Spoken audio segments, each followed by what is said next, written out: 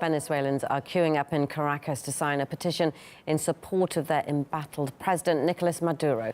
They're also calling on the US to stop interfering in their country's affairs. The open letter will reportedly be circulated around Venezuela. President Maduro has said he hopes it will gain 10 million signatures. After that, he intends to send it to the White House. This is what people who've gathered in Caracas have to say. We're avoiding a war, but they do not want to stop it. What are we going to do? Forward. This is horrible. They want to seize the riches of the entire planet. This is worldwide. The oligarchy wants to seize the planet. We want peace. We want unity. We do not want fascism. We do not want racism. We want peace, and we want to safeguard our rights and interests because some external forces are attempting to seize our national wealth. Meanwhile, the Venezuelan government claimed to have intercepted an arms shipment coming from the US on Wednesday.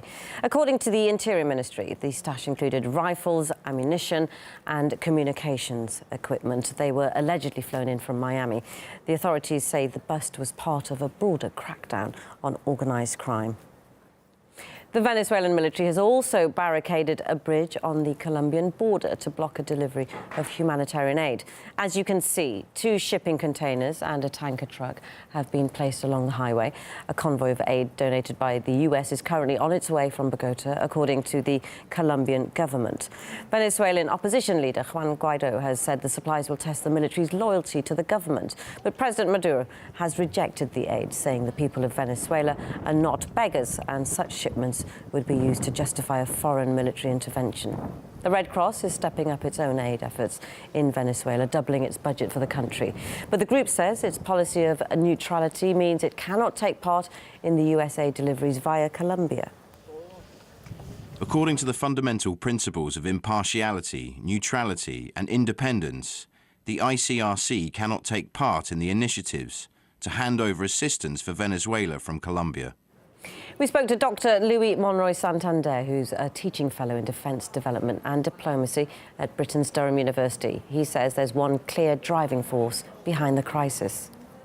It's a very important economic interest that is pushing all the sides to have a say and to present different options on Venezuela.